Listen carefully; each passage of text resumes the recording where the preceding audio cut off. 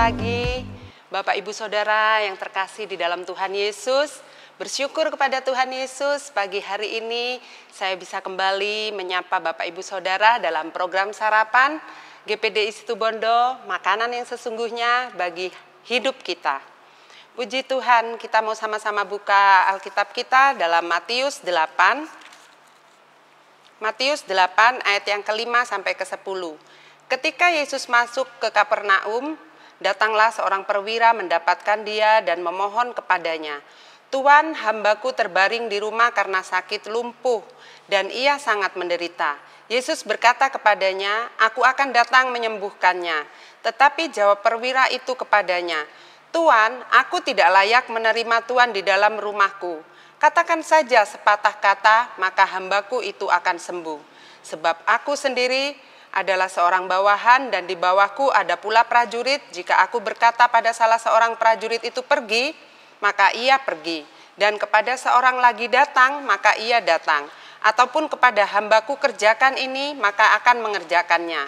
Setelah Yesus mendengarkan hal itu, heranlah ia dan berkata kepada mereka yang mengikutinya, "Aku berkata kepadamu, sesungguhnya iman sebesar ini tidak pernah aku jumpai pada seorang pun di antara Israel." Puji Tuhan, lewat perikop ini kita mau sama-sama belajar ada iman yang dikerjakan, yang dilakukan, iman yang disertai oleh perbuatan yang dikerjakan oleh seorang perwira. Dikatakan tadi, "Aku tidak layak penerima Tuhan di rumahku." Jadi katakan apa saja, maka itu yang akan terjadi. Ada iman yang besar yang dia miliki. Dia beriman bahwa hambanya itu akan sembuh kalau Tuhan mengatakan sesuatu.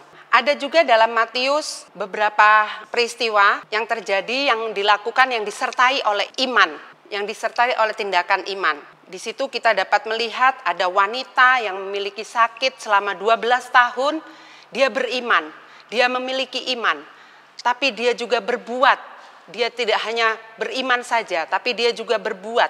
Dengan imannya itu, sehingga sakitnya yang dia derita selama 12 tahun itu juga sembuh karena iman itu. Ada juga pengalaman yang dialami seorang imam yang besar yang dimiliki oleh seorang ibu yang anaknya juga sedang sakit karena kerasukan setan. Dia juga beriman kepada Tuhan. Dia tidak hanya beriman, tapi dia melakukan iman itu sehingga anaknya juga bisa sembuh. Bapak Ibu Saudara, kenapa kita harus beriman? Karena iman itu adalah bukti dari segala sesuatu yang tidak pernah kita lihat, itu iman. Tapi harus disertai dengan perbuatan, supaya menimbulkan sesuatu yang luar biasa dalam kehidupan kita. Bagaimana cara kita untuk kita beriman kepada Tuhan? Roma 10 ayat yang ke-17 mengatakan, iman itu timbul dari pendengaran. Pendengaran akan firman Tuhan. Jadi sangat penting Bapak Ibu Saudara untuk kita rajin membaca firman Tuhan. Sangat penting untuk kita meluangkan waktu untuk meneliti firman Tuhan. Karena dari firman Tuhanlah kita akan memperoleh iman, kita akan memperoleh kekuatan di dalam Tuhan. Kita baca dalam Yakobus 2 ayat yang ke-24. Jadi kamu lihat bahwa manusia dibenarkan karena perbuatan-perbuatannya dan bukan hanya karena iman. Jadi sekali lagi saya katakan, iman itu penting, tapi perbuatan yang akan membuat kita menyempurnakan iman itu. Seperti dalam ayat ini dikatakan, perbuatan-perbuatannya yang membuat semuanya menjadi sempurna. Nah, kita baca lagi dalam Yakobus 2 ayat yang ke-20. "Hai manusia yang bebal, maukah engkau mengakui sekarang bahwa iman tanpa perbuatan adalah iman yang kosong?" Jadi, Bapak Ibu Saudara sudah bagus beriman.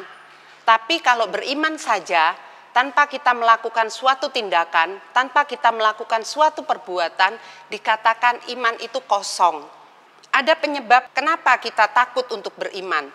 Yang pertama adalah rasa takut. Kita memiliki perasaan yang takut untuk beriman. Kemudian ada kebimbangan, bimbang saat kita beriman tapi kita masih bimbang. Apa benar akan terjadi?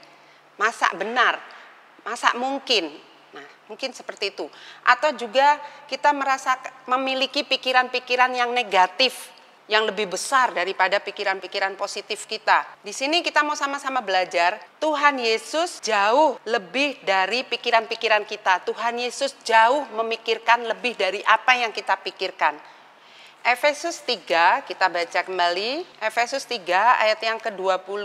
Bagi dialah yang dapat melakukan jauh lebih banyak daripada yang kita doakan dan pikirkan, seperti yang ternyata dalam kuasa yang bekerja di dalam kita. Jadi Tuhan Yesus bekerja jauh lebih besar dari apa yang sedang ada dalam pikiran-pikiran kita. Jadi Bapak Ibu Saudara, silahkan membuahi iman kita itu dengan tindakan, membuahi iman kita itu dengan pikiran-pikiran yang positif di dalam Tuhan. Kita baca ayat yang terakhir, Filipi 4 ayat yang ke-13. Segala perkara dapat kutanggung di dalam Dia yang memberi kekuatan kepadaku. Puji Tuhan, dikatakan segala perkara. Berarti apapun itu masalahnya, apapun itu problemanya, apapun itu yang sedang Bapak Ibu sedang hadapi hari-hari ini. Ingat ada Tuhan Yesus, ingat kita beriman di dalam Tuhan Yesus, tidak hanya beriman saja, tapi mari pagi ini kita mau sama-sama belajar menjalani iman itu. Kita mau sama-sama belajar menghidupi iman itu di dalam Kristus. Bertindak, melangkah, tidak hanya beriman saja, tapi kita mau maju menyertakan perbuatan-perbuatan kita di dalam iman itu. Puji Tuhan, selamat pagi, Tuhan Yesus memberkati.